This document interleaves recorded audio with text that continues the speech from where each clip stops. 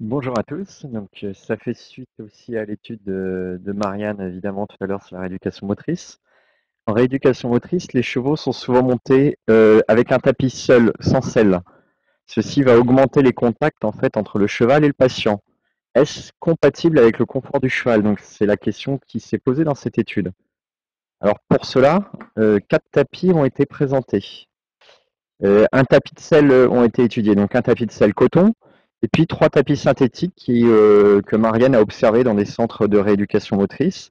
Alors, notamment le tapis bleu, là, qu'on voit en bas à droite, est un tapis spécifiquement conçu pour la rééducation motrice pédiatrique. Avec ces tapis, la pression a été mesurée avec 6 chevaux dans un ordre aléatoire. On a placé les 4 tapis dans un ordre aléatoire sur ces 6 chevaux et on les a mesurés 2 jours de suite. Quels outils avons-nous utilisés pour cela? Alors pour chaque tapis, nous avons d'abord placé une nappe de pression TechScan que l'on voit ici en fait dans le tapis noir, dans un tapis noir coton. Donc ça, on passait directement sur le dos du cheval.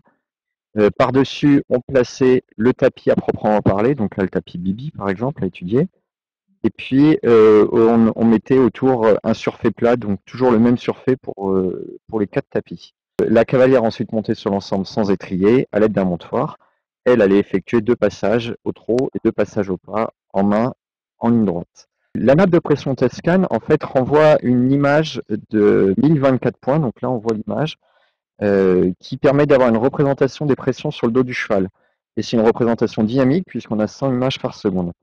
Alors sur l'image ici, par exemple, on va voir les zones où la pression dépasse les 30 kPa, donc qui est une pression très élevée, au niveau de la colonne, ici en rouge foncé. Donc sur cette image, la tête du cheval est vers le bas, la croupe est vers l'arrière. On voit aussi assez nettement les cuisses de la cavalière, finalement l'assise de la cavalière. Différents indicateurs ont été calculés à partir de ces images, donc ils apparaissent là sur la diapositive. Les indicateurs 2 et 3 sont associés dans la littérature à des problèmes de dos du cheval, donc c'est ceux qui vont nous intéresser plus particulièrement. Quels résultats obtient-on? Alors déjà, globalement, le trot induit des surfaces de haute pression qui sont 5 fois plus importantes que le pas. Pour les tapis synthétiques, avec le surfait plat par rapport au tapis coton, on constate que la surface maximale de contact est plus large, c'est-à-dire que le poids du cavalier est plus étalé sur le dos du cheval. On voit également que les surfaces qui dépassent les seuils d'inconfort, donc là où le cheval pourrait avoir des problèmes de dos, sont plus petites, sont plus faibles. Et on constate également un déplacement plus ample du centre de pression du cavalier. Alors qu'avons-nous aussi observé? Nous avons aussi observé quelques différences entre les différents tapis synthétiques qui sont dans l'article que je vous invite à regarder également. Et puis une influence aussi du type de sanglage et de la position de la cavalière sur les pressions. Certains tapis viennent avec un sanglage spécifique et si on modifie, on utilise un autre système de sanglage, on avait des différences. Alors que faut-il retenir? On voit déjà, les tapis de pression sont plus confortables pour le cheval qu'un tapis de coton assez standard, grâce à une répartition plus large des pressions. Le poids du cavalier est mieux réparti sur le dos et donc les surfaces de haute pression sont plus rares. La mobilisation du cavalier est également plus importante. Alors ceci peut avoir un intérêt en rééducation motrice puisque on va avoir une meilleure mobilisation. Donc c'est un intérêt kinésithérapique. De toute façon, ce qu'on va chercher d'abord en rééducation motrice, c'est l'adaptation du matériel aux besoins du patient en termes de confort et de mobilisation. Et on va aussi chercher une adéquation à sa morphologie. Alors notons quand même que la monte accrue, même avec un tapis, est moins confortable pour le cheval qu'une selle bien ajustée. On le voyait sur l'image tout à l'heure, des points de pression assez importants au niveau du rachis du cheval, alors que la selle, elle, va chercher à reporter ce poids de chaque côté de la colonne vertébrale. C'est particulièrement marqué au trot, donc c'est une allure qu'on évitera lorsque l'on monte directement sur un tapis. Je vous remercie. Merci Benoît pour cette étude.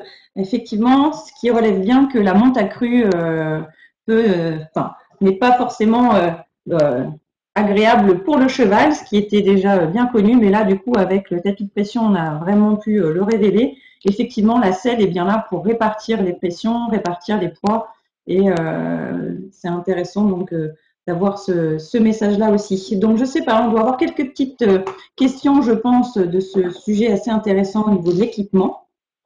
Je laisse la main donc aux présentatrices questions. Effectivement, on a déjà une première question.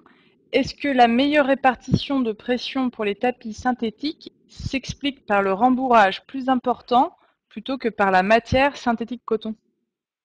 Alors, je ne saurais pas forcément répondre à la question, parce que c'est pas moi-même qui ai fait les mesures, donc j'ai pas parfaitement en tête toutes les matières qui ont été utilisées. C'est certain que la matière, à un moment, va avoir un effet, voilà, mais il me semble que, enfin voilà, j'ai pas de réponse exacte à faire. Je peux juste Oui, rajouter Marianne. quelque chose, évidemment. Euh, les tapis synthétiques étaient un peu plus épais, effectivement, que le tapis coton. Donc, mais on peut pas répondre plus à la question. Et moi, j'ai quand même une question là-dessus, c'est comment ils vieillissent aussi dans le temps. Peut-être qu'aussi le synthétique s'écrase plus dans le temps ou le coton, j'en sais rien, hein. Vous avez une Ça n'a idée pas fait, là-dessus? ça n'a pas fait partie de l'étude et effectivement, c'est une question qui pourrait être intéressante de creuser, que ce soit en monte crue ou aussi pour tout ce qui va être sous la selle aussi. Donc il y a une question qui porte sur les tapis en feutre.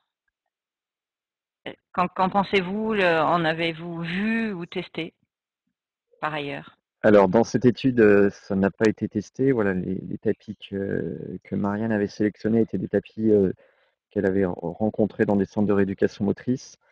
Je peux peut-être donner un petit mot par rapport au tapis en feu de sous la selle. En fait, ce qu'on va constater, on va avoir des choses suivant les chevaux. Finalement, le tapis, ben, ça va être différent. Il faut d'abord que la selle soit bien adaptée. La première des choses à voir, c'est la selle bien adaptée. Après, le tapis peut avoir un effet, et c'est là où c'est important aussi d'observer le comportement de son cheval. Ça rejoint aussi ce que disait Océane Escale tout à l'heure. Euh, un cheval qui a de l'inconfort, il va le manifester autrement, des foiements de queue, des mouvements d'oreille, etc. Et donc c'est peut-être ça qui va d'abord guider le choix. Chaque cheval peut avoir ses préférences. Est-il impossible d'utiliser une selle en rééducation motrice? Je vais laisser Marianne répondre si vous pouvez. Alors en fait, je peux pas répondre à cette question-là. Il faudrait vraiment poser cette question-là à des professionnels comme Blandine Cossarieux, qui est a le même nom que Aude. Euh, elle pourrait répondre. Moi, je peux pas répondre. Je sais que ça fait un obstacle de plus pour la mise à cheval.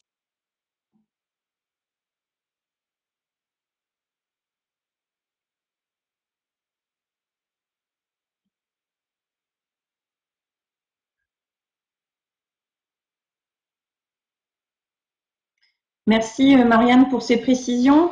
On voit qu'il y a quand même beaucoup de questions hein, sur l'équipement et ça mérite d'être étudié un peu plus encore en profondeur. Donc des voies encore de recherche à développer. Donc merci pour ces questions et cet intérêt. Et pour le bien-être de nos chevaux, c'est vrai que c'est important d'avancer sur ces questions-là.